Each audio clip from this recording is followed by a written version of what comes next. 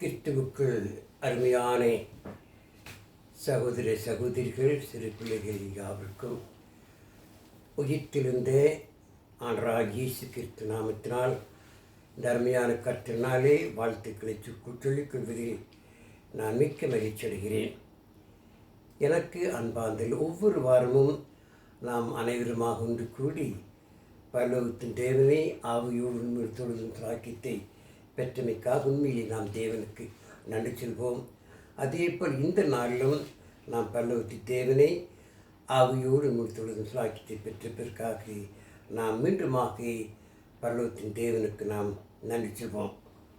எனக்கு அன்பார்ந்ததிலே நாம் கிறிஸ்துவுக்குள் பிறந்து தேவனுடைய பிள்ளைகளாக மாறி நாம் வாரந்தோறும் தேவனை தொழுது கொள்வது என்பது ஒரு பெரிய கிருபை, பெரிய ஆசீர்வாதம். இப்படி நாம் தேவனுக்குள்ளாக ஜீவிப்பதன் மூலமாக நாம் மிகுந்த பலனை பெறக்கூடிய மக்களாக இருக்கிறோம்.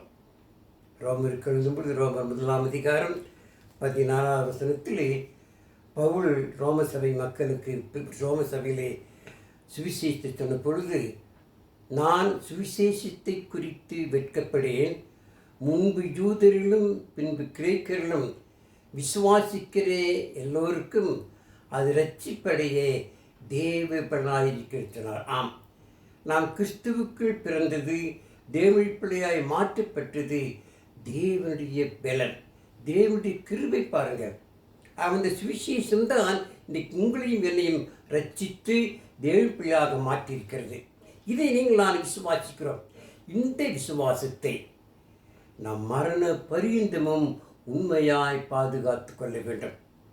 இந்த விசுவாசத்திலே எந்த தடையும் வந்தாலும் அந்த தடைகளெல்லாம் மீறி நாம் விசுவாசத்திலே உறுதியாக இருக்க வேண்டும். பாருங்கள், எபிரேயர் சொல்லும் பொழுது, நீங்கள் ஆரம்பத்திலே தேவன் மீது கொண்ட நம்பிக்கையை உறுதிப்படுத்தும்படியாக என்ன செய்யுங்கள், நான் உறுதியாயிருந்து இயேசு கிறிஸ்துவனுடைய கூட பங்குலராக இருப்போம் என்று சொல்லி எபிரேயர் கூறார். ஆம், நம் ஆரம்பத்தை எப்பொழுது கிறிஸ்துவுக்குள் பிறந்த பொழுது தேவத்தை அன்பு செலுத்தினோமோ, விசுவாசம் வைத்தோமோ, அதே போல மரண பரியந்தம் என்ன செய்யணுமாம், விசுவாச உறுதி. அப்பொழுதுதான் எனக்கு அன்பாந்திலே நீங்களும் நானும் இயேசு கிறிஸ்துவுக்குள் பங்குகளாக இருக்க முடியும். ஆனால் நம்முடைய வாழ்க்கையில் எத்தனையோ பிரச்சனைகள் இருக்கத்தான் செய்கிறது, எத்தனையோ கவலைகள் இருக்கத்தான் செய்கிறது, எத்தனையோ போராட்டங்கள் இருக்கத்தான் செய்கிறது. என்னடா வாழ்க்கை, என்னடா ஜீவியம் என்று சொல்லி நம்ம என்ன செய்கிறோம், அநேக நேரத்தில் மனம் தளர்ந்து போகிறோம். அப்படிப்பட்ட காலகட்டத்தில் நாம் ஒவ்வொருவரும் சோர்ந்து போய்விடவே கூடாது, மனம் தளர்ந்து போய்விடவே கூடாது. யாக்கோப்பு நிருபத்திலே வாசிக்கும் 1 அதிகாரம் 2-3 வசனங்களே நாம் தேவன் மேல் கொண்டிருந்த விசுவாசத்திற்கு வரக்கூடிய சோதனைகள் எல்லாம் நமக்கு ஒரு விசுவாச பரீட்சையாக இருக்கிறது. ஆகியவர்களை சொல்லுவோம், அது சந்தோஷமாக ஏற்றுக்கொள்ள வேண்டும் என்று எபிரேயர் கூறுகிறார். ஆம், யாக்கோப்பு கூறுகிறார், அது சந்தோஷமாக ஏற்றுக்கொள்ள வேண்டும். எது வந்தாலும் சரி, எது நடந்தாலும் சரி, நாம் தேவனுடைய பார்வையிலே அது சந்தோஷமாக ஏற்றுக்கொள்ள, அதுதான் விசுவாசம். ஆரம்ப காலத்திலே பாருங்கள், ஆபிரகாம் விசுவாசத்தை நாம் சற்று யோசித்து பார்த்தால் உண்மையிலேயே ஒரு பெரிய நமக்கு ஒரு ஆச்சரியத்தை தெரிகிறது. இப்படியுமா விசுவாசிப்பது என்று சொல்லி. ஆம், ஆபிரகாம் தேவன் ஆபிரகாம் அழைத்த பொழுது ஆபிரகாம் ஊர் என்னும் தேசத்திலே ஒரு பெரிய பணக்காரனாக இருந்தார். அவருக்கு அநேக தோட்டம் துறவுகள் இருந்தது, அநேக வேலைக்காரர்கள் இருந்தார்கள், அநேக ஆடு மாடு இருந்தது. தன்னுடைய குடும்பத்தை விட்டு அவர் தேவனுடைய அழைப்பை பெற்று வெளியே வரும் பொழுது தேவன் ஆபிரகாமை அழைக்கின்றார். ஆபிரகாமே, உன் தேசத்தையும் உன் இனத்தையும் நீ விட்டு நான் காண்பிக்கும் இடத்துக்கு நீ புறப்பட்டு போய் என்று கூறுகிறார். இதை குறித்து எபிரேயர் 11 அதிகாரம் 8 வசனத்தில் வாசித்தால் பாருங்கள், ஆபிரகாமை தேவன் அழைத்த போது கீழ்ப்படிந்து தான் சுதந்திரமாக பெறப்போகும் இடம் என்னதென்று அறியாமல் அவன் புறப்பட்டு போறான் என்று சொல்லப்படுகிறதாம். தேவன் சுதந்திரமாக பெறப்போகும் இடத்துக்கு நீ போ, எந்த இடம் என்று அவர் சொல்லவில்லை. அந்த அழைப்பை ஏற்றுக்கொண்டு அப்படியே புறப்பட்டு போகிறார். புறப்பட்டு போகும் வேளையிலே ஒருவேளை தன்னுடைய குடும்பத்திலே தன்னுடைய மனைவி ஆபிரகாமை பார்த்து தடுத்திருக்கலாம். சாராள் பார்த்து இத்தனை நம் சொந்த பந்தங்களை விட்டுவிட்டு, இத்தனை சொத்துக்களை விட்டுவிட்டு, இத்தனை வேலையாட்களை விட்டுவிட்டு, ஆடு மாடுகளை விட்டுவிட்டு நாம் எப்படி போவது? நாம் போய்விட்டால் இவர்கள் எல்லாகும் என்று சொல்லி ஏதாவது சொல்லி சாரால் தடை செய்திருக்கலாம். ஆனால் அதை அப்படி செய்யவில்லை. ஆபிரகாமை போலவே சாராலும் ஆபிரகாமை பின்பற்றி புறப்பட்டு வந்ததை நாம் பார்க்கிறோம். ஆமாரி அப்படி புறப்பட்டு வந்த ஆபிரகாம், தேவன் அழைத்த அந்த அழைப்பின் காலம் ஆபிரகாமுக்கு 75 வயது. 75 வயதிலிருந்து தேவன் காண்பிக்கும் இடத்திற்கு அவர் புறப்பட்டு போகிறார். பகலெல்லாம் நடந்து போவார்களாம். இரவாகும் பொழுது அங்கு ஒரு சிறிய கூடாரத்தை போட்டு அங்கு தங்கிவிடுவார்கள். இப்படியாக தேவன் சுந்தரமாக தரப்பு இடத்தை நாடி தேடி அவள் புறப்பட்டு போய் கொண்டிருக்கிறார்கள். ஒரு முறை தேவன் ஆபிரகாமிடத்திலே இரவு நேரத்திலே வானத்தை அண்ணாந்து பார்க்க சொன்னார். ஆபிரகாம் வானத்தை அண்ணாந்து பார்த்தார், நட்சத்திரங்களை பார்த்தார். தேவன் ஆபிரகாமை பார்த்து, நீ அந்த நட்சத்திரங்களை எண்ண முடியுமா என்று கேட்டார். ஆபிரகாம், ஆண்டவரே, நான் எப்படி இவ்வளவு நட்சத்திரம் எண்ண முடியும் என்று கேட்ட பொழுது தேவன் சொன்னான், இந்த நட்சத்திரங்களைப் போல உன் சந்ததியை நான் பெருக பண்ணுவேன், உனக்கு சந்ததியை தருவேன் சொன்னார். அதே போல் ஒரு முறை கடற்கரையில் நின்று கொண்டிருக்கும் பொழுது அந்த மணல்களை பார்த்து தேவன் சொன்ன, ஆபிரகாமே, இந்த மணல்களை உன்னால் எண்ண முடியுமா? எப்படி ஆண்டவரே, இவ்வளவு மணல்களை எல்லாம் எண்ண முடியுமா என்று. அப்படி போல அந்த மணலைப் போல உன் ஜாதியை பெருகிறார். ஆம், தேவனின் அழைப்பிலே ஆதியாகமம் 12ஆம் அதிகாரம் முதல் 3 வசனத்தை வாசிக்கும் பொழுது ஆபிரகாம் அழைத்து, நான் ஜாதியை பெருக பண்ணுவேன், நான் உன்னை ஆசீர்வதிப்பேன், நீ ஆசீர்வதிக்கலாம் ஆசீர்வதிப்பேன், நீ சவிப்பில் நான் சவிப்பேன், பூமியில் வம்சங்களெல்லாம் உன் மூலமாக சந்தோஷப்படும், காப்பாற்றப்படும், பாதுகாக்கப்படும் என்று சொல்லி தேவன் ஆபிரகாமுக்கு வாக்குத்தத்தம் பண்ணுகிறார்.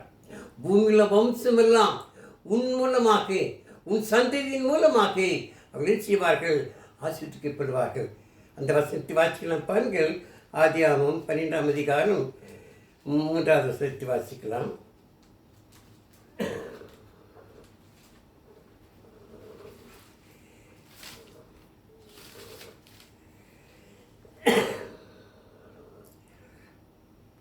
உன்னை ஆசீர்வதிக்கிறவனை ஆசீர்வதிப்பேன், உன்னை சபிக்கிறவனை சபிப்பேன், பூமியுள்ள வம்சமெல்லாம் உனக்குள் ஆசீர்வதிக்கப்படும் என்றாராம்.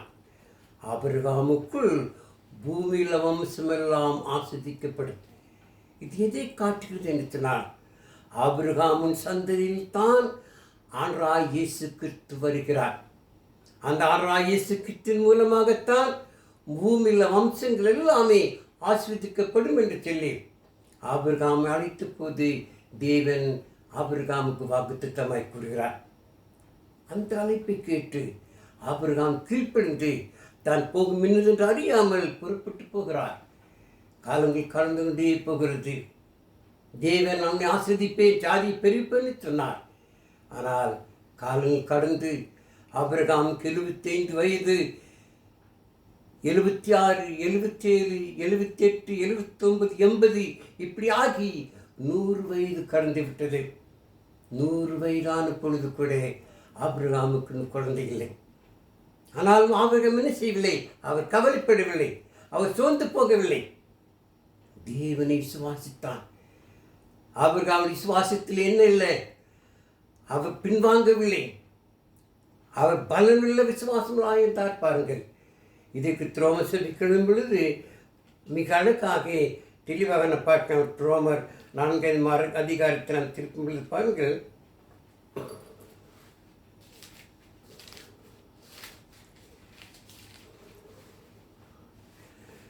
ரோமர் 4ஆம் அதிகாரத்தில்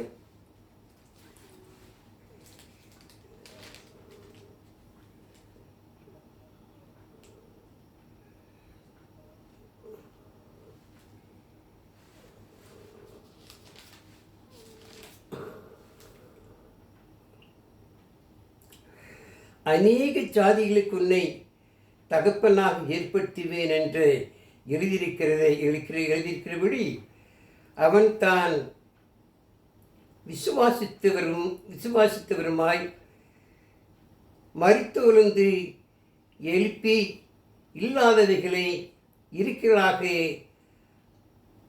அழைக்கிறது போல தேவனுக்கு பயந்தவனாக விசுவாசத்தில் உறுதியாயிருந்தார். பாருங்கள், இல்லாதவைகளிலிருந்து இருக்கிறவர்களாக மாற்றக்கூடியவர்.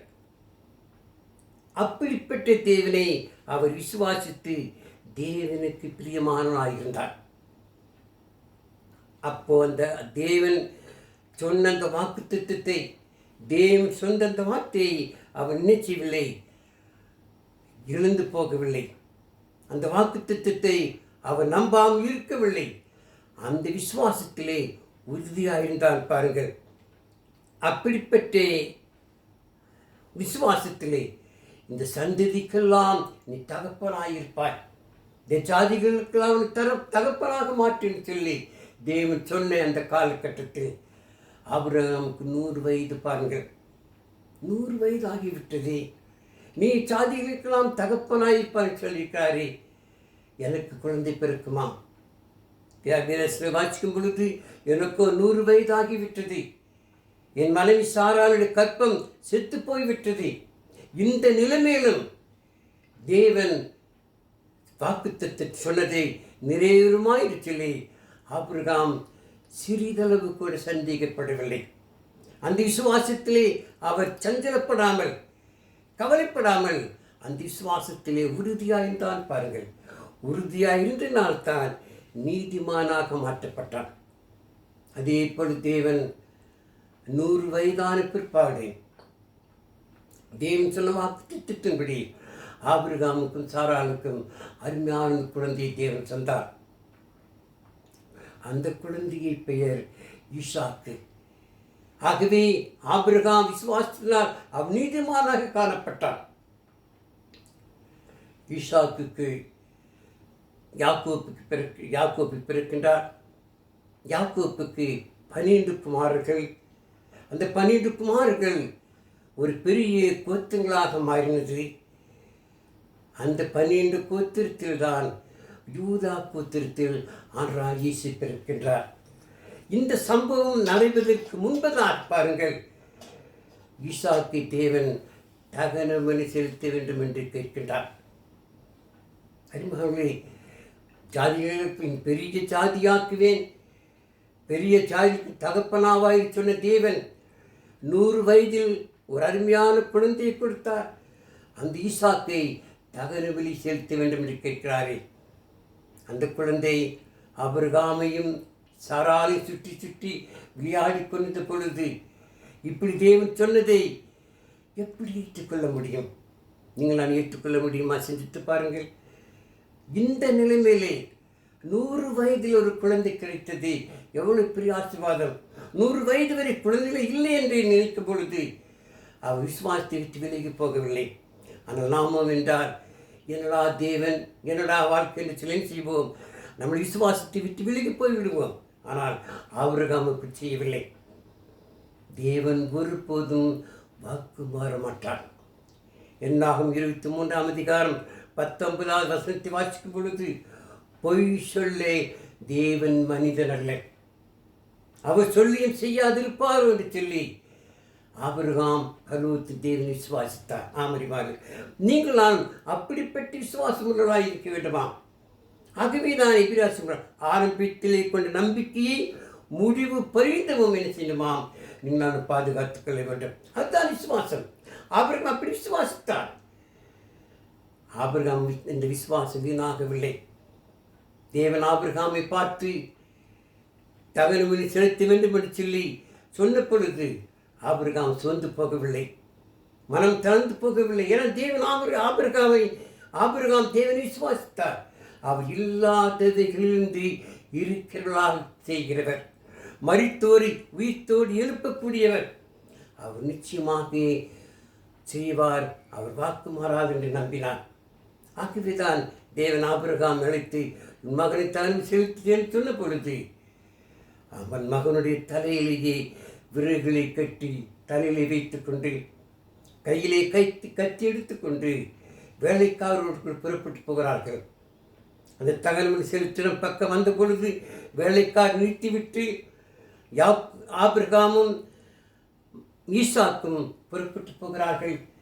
போகிற வழியிலே தன்னுடைய தகப்பனை பார்த்து ஈசாக்கு கேட்கின்றார், குழந்தை கேட்கின்றான், ஆபிரகாமின் மகன் கேட்கின்றான், தகப்பனே விறகு இருக்கிறது, வெட்டுவதற்கு கத்திருக்கிறது, ஆனால் வெட்டுவதற்கு ஆடு எங்கு என்று கேட்டுக்கொள்ளுது. ஆபிரகாம் திகைத்திருக்கலாம், வேலைப்பட்டிருக்கலாம், துக்கித்திருக்கலாம், ஆனால் சந்தோஷமாக சொல்கின்றார், தேவன் பார்த்துக் கொள்வார்.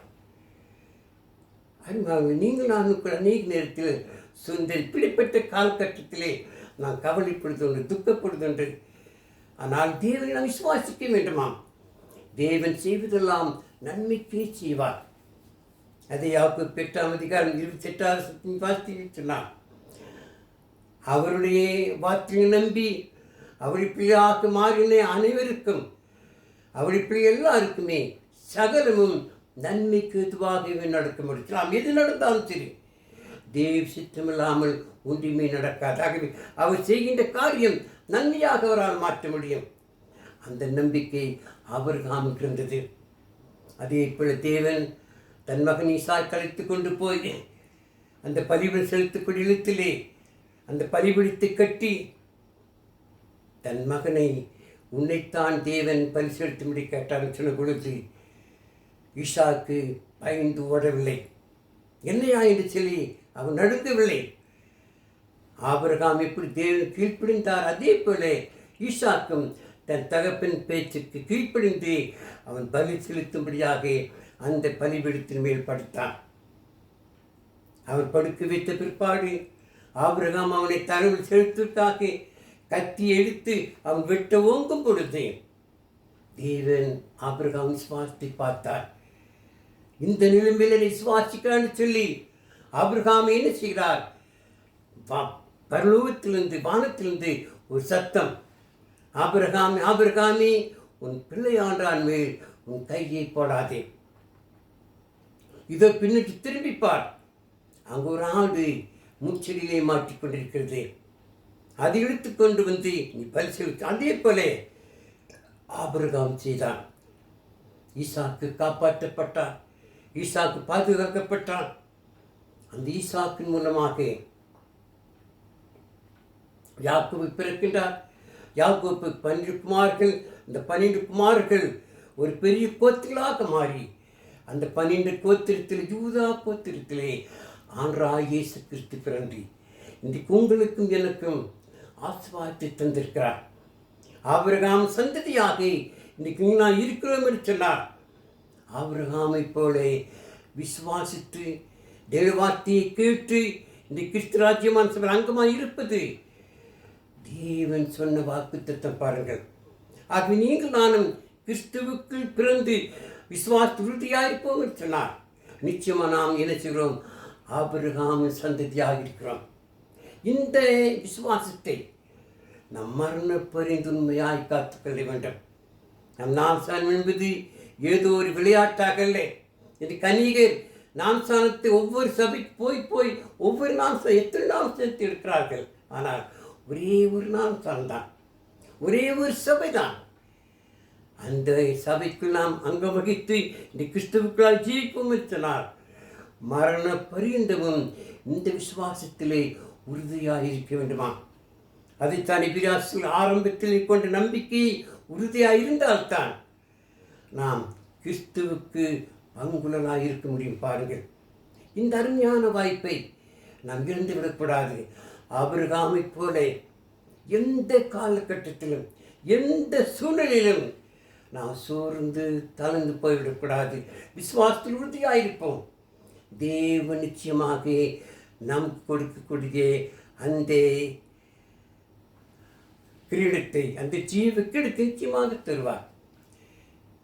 சோதனை செய்கிற மனுஷன் பாக்கியவான், அவன் உத்தமன்றி விளங்கின பின்பு தேவன் தருகிற ஜீவ கிரீடத்தை பெறுவான்னு சொல்லி யாக்கோபு கூறாமறிமார்களே. அந்த ஜீவ கிரீடத்தை நான் பெற வேண்டும் என்று சொன்னார். ஆபிரகாமை போலே நாம் உறுதியுள்ளவர்களாக இருக்க வேண்டுமா? விசுவாசத்தில் உண்மையாக இருக்க வேண்டுமா? நான் சோர்ந்து போய்விட்டேன். கண்பாங்களே, இதை கேட்டுக்கொண்டிருக்க நீங்கள் நானும் கூட எந்த காலகட்டத்தில் சோர்ந்து போகாமல் விசுவாசத்தில் உறுதியாக இருப்போம். அப்படி உறுதியாக இருந்தால்தான் ஆபிரகாம் சந்ததியாக இருக்க முடியும். கலாத்தியர் சபிக்கும் பொழுது கலாத்தியர் 3ஆம் அதிகாரம் 26 29 வரை வாசித்து பார்த்தால் தெரியும். இயேசு கிறிஸ்துவுக்களாக ஞானஸ்நானம் பெற்ற அத்தனை பேரும் கிறிஸ்துவை தரித்து கொண்டீர்களே. யூதன் என்றும் இல்லை, கிரேக்கன் என்றும் இல்லை, அடிமை என்றும் இல்லை, சுயாதன் என்றும் இல்லை, நம்மளாம் கிறிஸ்துவுக்கு ஒன்றாயிருக்கிறோம். ஆகவே அப்படி இருக்கும் பொழுது நாம் கிறிஸ்துவர்களாக இருந்து ஆபிரகாம் சந்ததியாக இருக்கிறோம் என்று சொல்லி வேதத்திலே வாசிக்கிறோம். ஆமடிமார்களே, இப்படிப்பட்ட விசுவாசத்திலே நாம் உறுதியாக இருப்போம். இப்படிப்பட்ட விசுவாசத்தில் உண்மையாக இருப்போம். யாரை போல? ஆபிரகாமை போல. ஆபிரகாம் சோர்ந்து போகவில்லை, தளர்ந்து போகவில்லை. அவர் 75 வயதிலிருந்து 100 வயது வரை எவ்வளவோ நாடுகளை கடந்து வந்தார். எத்தனை ராஜாக்களிடத்திலே அவர் தப்பித்து வந்தார். எத்தனை சோதனை வென்றார்.